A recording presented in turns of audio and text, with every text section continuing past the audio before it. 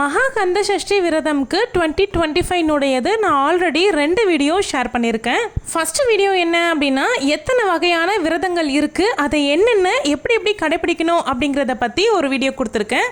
Second video நேத்திக்கு தான் post பண்ணியிருந்தேன். 30க்கும் மேற்பட்ட சந்தேகங்களும் அதனுடைய விடைகளும் பார்ட் 1 வீடியோவாக அது போட்டிருந்தேன். அதனுடைய கண்டினியூஷன் தான் இந்த video.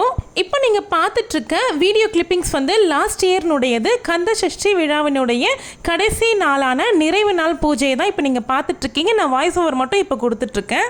Welcome to my channel. நான் உங்கள் பிரியா. என் சேனலை சப்ஸ்கிரைப் பண்ணி தொடர்ந்து ஆதரவு கொடுத்துட்ருக்கேன். உங்கள் எல்லாருக்குமே ரொம்ப நன்றி. இனிமேல் சப்ஸ்கிரைப் பண்ண போகிறவங்களுக்கும் ரொம்ப ரொம்ப நன்றி. நம்மளுடைய சேனல் பார்த்தீங்கன்னா 9200க்கும் மேலே சப்ஸ்கிரைபர்ஸ் போயிட்டுருக்கோம். ஸோ 10,000 ரீச் ஆகிறதுக்கு இன்னும் கொஞ்சம் தூரத்தில் தான் இருக்கும். நீங்கள் எல்லாருமே சப்போர்ட் பண்ணீங்க அப்படின்னா நம்ம சீக்கிரமே 10,000 சப்ஸ்கிரைபர்ஸ் வந்து ரீச் பண்ணிடலாம். 10,000 சப்ஸ்கிரைபர்ஸ் ரீச் ஆனதுமே நம்மளுடைய சேனலில் கிவ்அவே வந்து போட போகிறேன் அப்படின்னு ஆல்ரெடி நான் வந்து மென்ஷன் பண்ணியிருந்தேன்.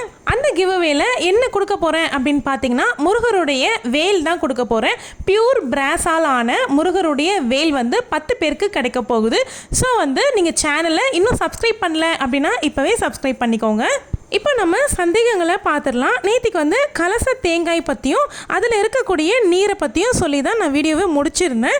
இப்போ வந்து கலசத்தில் ஒருவேளை நீங்கள் அரிசி போட்டிருந்தீங்க அப்படின்னா உங்களுக்கே தெரியும், ஏதாவது ஒரு இனிப்பு பிரசாதம் செஞ்சு நீங்கள் சாப்பிட்றலாம். சுவாமிக்கு படைக்கிறதுக்கு நெய்வேத்தியமாக என்னென்ன செய்யலாம் அப்படின்னு பார்த்தீங்கன்னா தயிர் சாதம் வைக்கலாம், சர்க்கரை பொங்கல் வைக்கலாம், திணை மாவால் செஞ்ச தேனும் திணை மாவும் வந்து நீங்கள் வைக்கலாம். திணை மாவுலேயே மாவிளக்கு வந்து போடலாம். திணை கொண்டு செய்கிற எந்த ஒரு ரெசிபியுமே முருகப்பெருமானுக்கு ரொம்ப பிடிக்கும் அப்படின்னு சொல்லுவாங்க. அதுக்கப்புறமா திருபாகம் ரெசிபி ரொம்ப ரொம்ப பிடிக்கும். நம்மளுடைய சேனல்லையே தேனும் திணைமாவும் அதுக்கப்புறமா திருபாகம் எப்படி செய்யணும் அப்படிங்கிற ஷார்ட்ஸ் வீடியோ இருக்குது. இந்த வீடியோ கீழே இருக்க டிஸ்கிரிப்ஷனில் நான் அதை வைக்கிறேன். தெரியாதவங்க பார்த்து தெரிஞ்சுக்கோங்க. அதுக்கப்புறமா சூரசம்ஹாரம் அன்னைக்கு ஈவினிங் நம்ம பூஜை பண்ணுவோம்ல, அப்போ வந்து தயிர் சாதம் வந்து படைக்கலாம், செவ்வாழை பழம் வைக்கலாம், தேனும் திணைமாவும் கூட வச்சுக்கலாம். தயிர் சாதம் படைக்கிறது வந்து முருகர் வந்து கோபம் தணிஞ்சு குளிர்ந்த நிலைமைக்கு போகணும் அப்படிங்கிறதுக்காக தான் தயிர் சாதம் வந்து அந்த நேரம் படைக்கிறது. அப்புறம் நீங்கள் விரதமாக இருக்கும்பொழுது தினமுமே உங்களால் முடிஞ்ச அளவுக்கு தானங்கள் வந்து செய்யலாம். ஒரு 3 பேருக்கோ இல்லை ஒருத்தருக்காவது ஒரு நாளைக்கு ஏதாவது ஒரு உணவு வந்து நீங்கள் தானமாக அளிக்கலாம்.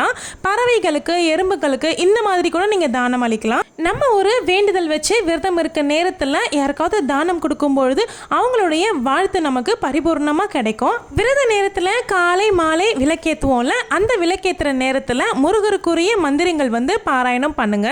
கந்த சஷ்டி கவசம், கந்த குரு கவசம், வேல்மாறல், கந்தர் அனுபூதி, கந்தர் அலங்காரம், சண்முக கவசம், இந்த மாதிரி நிறைய கவசங்கள் இருக்குது முருகப்பெருமானுக்கு. உங்களுக்கு எது சௌகரியமானதோ அதை நீங்கள் தேர்ந்தெடுத்து காலை மாலை விளக்கேற்றும் பொழுது நீங்கள் உட்கார்ந்து பாராயணம் பண்ணலாம். நீங்கள் குழந்தைக்காக வேண்டி விரதம் இருக்கீங்க அப்படின்னா திருப்புகழ் பாராயணம் பண்ணுங்கள். குழந்தைக்காகவே இருக்கிற நிறைய திருப்புகழ் இருக்குது, அதை நீங்கள் தேர்ந்தெடுத்து பாராயணம் பண்ணிக்கலாம். அந்த மாதிரி ஒவ்வொரு வேண்டுதலுக்குமே ஒவ்வொரு திருப்புகழ் வந்து சொல்லப்பட்டிருக்கு. அதை நீங்கள் தேர்ந்தெடுத்து கூகுள் பண்ணீங்க அப்படின்னா உங்களுக்கு எல்லாமே காமிச்சிடும். அதை நீங்கள் தேர்ந்தெடுத்து பாராயணம் பண்ணிக்கிட்டு வரலாம். இது எதுவுமே எங்களுக்கு பண்ணுறதுக்கு நேரம் இல்லை, உட்கார்ந்து அவ்வளோ நிதானமாக செய்கிறதுக்கு நேரம் இல்லைன்னு நினைக்கிறவங்க ஓம் சரவண பவ அப்படிங்கிற மந்திரத்தை நாள் முழுவதுமே பாராயணம் பண்ணிக்கிட்டே இருக்கலாம். மனசுக்குள்ளவே வந்து ஓம் சரவண பவ இல்லைனா ஓம் முருகா இல்லைனா ஆறுமுகம் அருளிடும் அனுதினமும் ஏறுமுகம்ன்ற மந்திரம் வந்து நீங்கள் பாராயணம் பண்ணிக்கிட்டே இருக்கலாம். நீங்கள் நினைக்கும் பொழுது, உட்காரும் பொழுது, நிற்கும் பொழுது, உங்களுக்கு நேரம் கிடைக்கும் பொழுதே சதா சர்வ காலமும் அந்த முருகரையே நினைக்கணும் அப்படிங்கிறதுக்காக தான் இந்த மாதிரி ஏதாவது ஒரு மந்திரத்தை தேர்ந்தெடுத்து நம்ம மனசுக்குள்ளேயே சொல்லிக்கிட்டே இருக்கணும். இது எதனால் அப்படின்னா நம்ம விரதத்தில் தான் இருக்கோம் அப்படிங்கிறத நமக்கு நாமளே நினைவூட்டும் விதமாக இருக்கும். இப்போ எல்லாருமே வயது வரம்பின்றி முருகப்பெருமானை வழிபட ஆரம்பித்தாச்சு. ஸ்கூல் பிள்ளைங்கள்லேருந்து காலேஜ் பெண்கள்லேருந்து காலேஜ் இன்னும் டீனேஜ் பாய்ஸ்லேருந்து எல்லாருமே முருகரை வணங்க ஆரம்பிச்சிட்டோம். நாங்கள் இந்த விரதத்தை இருக்கலாமா அப்படின்னா உங்களுடைய உடல் நிலைமைக்கு ஏற்ற மாதிரி உங்களுக்கு எது சரியாக இருக்குமோ அதை நீங்கள் தேர்ந்தெடுத்து விரத முறையை கடைப்பிடிச்சிக்கலாம். 7 நாள் விரதமாக தான் விரதமாக இருக்கணும் அப்படின்னு சொல்கிறீங்க. எங்கள் ஊர் பக்கம் எல்லாமே திருக்கல்யாணம் முடியறதுக்கு ஈவினிங் போல் ஆகிரும். ஸோ அப்போ நான் 7வது நாள் ஈவினிங் திருக்கல்யாணம் பார்த்த பிறகு தான் என்னுடைய விரதத்தை முடிக்கணுமா அப்படின்னு கேட்குறீங்க. அப்படிங்கிறது அவசியம் இல்லைங்க. நீங்கள் சாப்பாடு இறைவனுக்கு படைச்சிட்டு உங்களுடைய அந்த விரதத்தை திருக்கல்யாணம் அன்று உங்கள் வீட்டில் பூஜை முடிஞ்சதுக்கு பிறகு உங்களுடைய விரதத்தை முடிச்சுக்கலாம். இன்னும் சில பேருக்கு சூரசம்ஹாரம் அன்னைக்கு ஒரு நாள் மட்டும் விரதமாக இருந்துக்கலாம் அப்படின்னு நினச்சி வச்சுருந்துருப்பீங்க. அந்த நாளில் ஏதோ ஒரு காரணத்தினால தவிர்க்க முடியாமல் உங்களுடைய விரதம் மேற்கொள்ள முடியாமல் போகுது அப்படின்னும்பொழுது கவலையே படாதீங்கங்க. அடுத்த நாள் திருக்கல்யாணம் அன்னைக்கு கூட நீங்கள் விரதம் இருந்து திருக்கல்யாணம் பார்த்துட்டு நீங்கள் வந்து முடிக்கலாம். அதுவுமே நல்ல விஷயம்தான். அப்படி இல்லை அப்படின்னா முதல்ல இருந்து விரதம் இருந்துக்கிட்டு வந்துட்டுருக்கேன், ஒரு 3 நாள் விரதம் இருந்தேன், அதுக்கப்புறமா எனக்கு வந்து மாதவிடாய் ஏற்பட்டுருச்சு, சூரசம்ஹாரம் திருக்கல்யாணம் இதெல்லாமே இப்போ கோவிலுக்கு போய் பார்க்க முடியாது, மாதவிடாய் காலமாக இருக்குது அப்படின்னு நினைக்கிறவங்களாம் கவலையே படாதீங்க. இந்த 7 நாளில் நீங்கள் ஏதாவது ஒரு நாள் முருகரை நினச்சி விரதம் இருந்திருக்கீங்க அப்படின்னா கூட நீங்கள் வந்து பாக்கியசாலிகள் தான். அதுக்காக நீங்கள் கவலையே படாதீங்க. 2 நாள் தான் இருக்க முடிஞ்சிச்சே, 3 நாள் தான் இருக்க முடிஞ்சிச்சேன்னு நினைக்காதீங்க. முருகர் நினச்சா மட்டும்தான் நம்ம இந்த விரதத்தை எடுத்து மேற்கொண்டு பண்ண முடியும். அப்படி இருக்கும்பொழுது நீங்கள் ஒரே ஒரு நாள், இந்த 7 நாளில் ஒரு நாள் மட்டுமே நீங்கள் விரதம் இருக்கீங்க, அதுதான் உங்களால் முடிஞ்சுது அப்படின்னா கூட கவலையே படாதீங்க. முருகருடைய அருள் உங்களுக்கு பரிபூர்ணமாக கிடைக்கும். அதுக்கு உங்களுடைய மன தூய்மை ரொம்ப ரொம்ப முக்கியம். சூரசம்ஹாரம் முடிஞ்சதுக்கு அப்புறமா குளிக்கணும், வீடெல்லாம் துடைக்கணும் அப்படின்னு நான் வந்து போன வீடியோவில் சொல்லியிருந்தேன். இன்னும் சில பேருக்கு பூஜை சாமானுமே கழுவணுமா அப்படின்னு சொல்லி கேட்பீங்க. உங்களுக்கு வாய்ப்பு இருக்குது, முடியும், டைம் இருக்கும் அப்படின்னா நீங்கள் பூஜை சாமானுமே கழுவிக்கலாம். இல்லை அப்படின்னா முருகர்கிட்ட என்னென்ன விளக்குகள் யூஸ் பண்ணுறீங்களோ அதை மட்டும் கூட நீங்கள் கழுவிக்கிட்டு புதுசாக மஞ்சள் குங்குமம் இட்டு விளக்கேற்றிக்கலாம். அதுக்கப்புறமா 6 விளக்கு நாங்கள் ஏற்றும் பொழுது வீட்டில் இருக்கக்கூடிய மற்ற விளக்குகளுடைய இந்த எண்ணிக்கை சேருமா, இல்லை வந்து நான் வீட்டில் 5 விளக்கு ஆல்ரெடி ஏற்றிட்டுருக்கேன், இது கூட 6 விளக்கு சேர்ந்துருமா அப்படின்னு சொல்லி கேட்குறீங்க. நீங்கள் முருகருக்காக தனியாக ஏற்றுற இந்த 6 விளக்குங்கிறது அதனோட கணக்கில் வராது.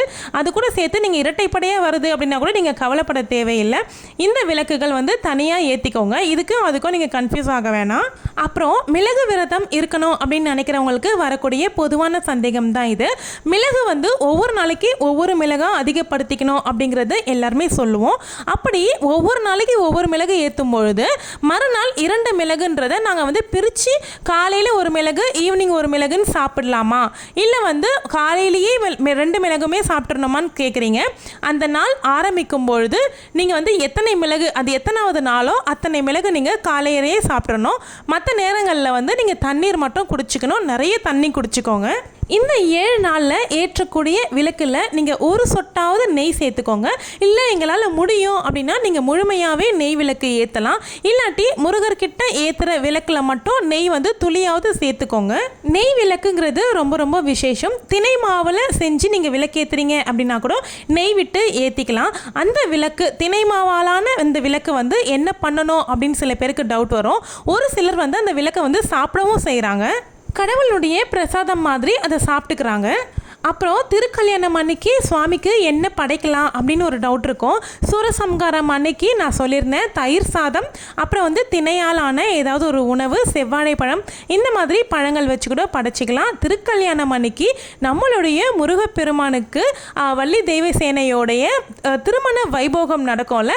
ஸோ அதனால் நம்ம வீட்டில் கல்யாண சாப்பாடு மாதிரி சாம்பார், 2 வகையான பொரியல், வடை, பாயாசம், ஸ்வீட்டுன்னு நமக்கு என்னெல்லாம் முடியுதோ அந்த மாதிரி முடியறது மட்டும் நீங்கள் செஞ்சு சுவாமிக்கு படைக்கலாம். நான் வந்து போன வருஷம் அப்படி தான் படைச்சிருந்தேன், கல்யாண சாப்பாடு மாதிரி படைச்சிருந்தேன் நம்மளுடைய முருகப்பெருமானுக்காக. இத்தனையுமே செய்ய முடியும் அப்படின்னா மட்டும் செய்யுங்க. இல்லை எங்களால் முடியாது, நாங்கள் ஏற்கனவே விரதம் இருந்து ரொம்ப டயர்டாக இருக்கோம் அப்படின்னு நினச்சிங்க அப்படின்னா சிம்பிளாக ஒரு சக்கரை பொங்கல் செஞ்சு வச்சு கூட நீங்கள் சுவாமி கும்பிட்டுக்கலாம். அது கூடவே திருக்கல்யாணம் அன்னைக்கு திருபாகம் வந்து செஞ்சு வைங்க, முருகப்பெருமானுக்கு ரொம்ப ரொம்ப பிடிக்கும். அப்புறம் முருகருக்கு சிவப்பு நிறமான செவ்வரளி பூ வந்து ரொம்ப பிடிக்கும், அது கிடச்சிச்சு அப்படின்னா வாங்கி வைங்க. அப்படி இல்லை அப்படின்னா சிகப்பு நிற பூக்கள், அதாவது ரோஜா பூலேயே சிகப்பு வரும்ல, அது கிடைச்சாலும் வாங்கி வைங்க. அப்படியும் இல்லை எங்களுக்கு சாமந்தி தான் கிடச்சிருக்கு அப்படின்னாலும் பரவாயில்லைங்க, செய்யலாம். இதெல்லாம் ஒரு ப்ரையாரிட்டியாக வச்சுக்கோங்க. அது கிடைக்கல அப்படின்னா நமக்கு எது கிடைச்சிருக்கோ அதை வச்சு செஞ்சுக்கலாம். அதுக்கப்புறம் பால் பழம் விரதம் இருக்கிறவங்க எத்தனை டைம் நாங்கள் வந்து பாலும் பழமும் எடுத்துக்கலாம் அப்படின்னு சொல்லிட்டு ஒரு சந்தேகம் இருக்கும். காலையில் ஒருவேளை முருகருக்கு படைச்சிட்டு அதே பால் பழத்தை நீங்கள் எடுத்துக்கலாம். மதியத்திற்கு பால் பழம் எடுத்துக்கலாம். அதன் பிறகு இரவு உணவாக நீங்கள் வந்து ஈவினிங் சுவாமி கும்பிடும்போது சுவாமிக்கு நைவேத்தியமாக வச்சுட்டு அதை நீங்கள் வந்து இரவு உணவாக எடுத்துக்கிட்டு முடிச்சிடலாம் அந்த நாளை. இப்படி தான் முறையான பால் பழம் விரதம். அப்படி இடையில் உங்களுக்கு வந்து ரொம்ப வேலைக்கு போகிறீங்க, உங்களால் வந்து கண்ட்ரோல் பண்ண முடியல அப்படிங்கிற பட்சத்தில் நீங்கள் இடையில் பால் வேணும்னா எடுத்துக்கோங்க. மறுபடியும் சொல்கிறேன், விரதம்ங்கிறது கட்டாயம் எதுவுமே கிடையாதுங்க. எந்த கடவுளும் நம்மளுக்கு சொல்லி வைக்கல.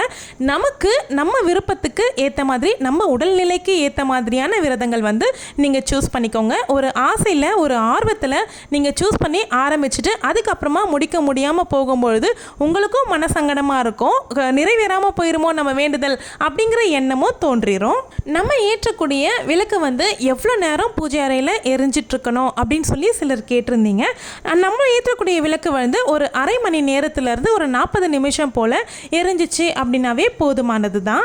ரொம்ப முக்கியமானது என்ன அப்படின்னும் பொழுது நம்ம வந்து விரத நேரத்தில் நமக்கு வந்து மலச்சிக்கல் அப்படிங்கிறது நிச்சயமாக ஏற்படுங்க.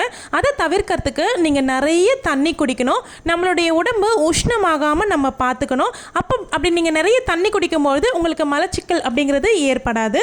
இது வந்து உங்களுக்கு மட்டும் கிடையாது, எல்லா விரத காலங்கள்லேயுமே வந்து எல்லாருக்குமே இப்படி ஏற்படுறது சகஜம்தான். இதே மாதிரி நேத்திக்கு போட்டிருந்த வீடியோலையுமே நான் நிறைய சந்தேகங்களுக்குரிய விடைகளை வந்து சொல்லியிருக்கேன். அந்த வீடியோ நீங்கள் இன்னும் பார்க்கல அப்படின்னா கண்டிப்பாக போய் பாருங்கள். டிஸ்கிரிப்ஷன் பாக்ஸ் செக் பண்ணுங்கள். இன்னும் நிறைய கந்தசஷ்டி வீடியோ டேக் பண்ணியிருக்கேன். இந்த வீடியோ உங்களுக்கு பிடிச்சிருந்தா லைக் பண்ணிக்கோங்க. லைக் பக்கத்துலேயே ஹைப்புன்னு இருக்கும், அந்த ஹைப் ஆப்ஷனுமே கொடுத்துக்கோங்க. சேனலை மறக்காமல் சப்ஸ்கிரைப் பண்ணிவிட்டு நோட்டிஃபிகேஷன் பெல்லையுமே கிளிக் பண்ணிடுங்க.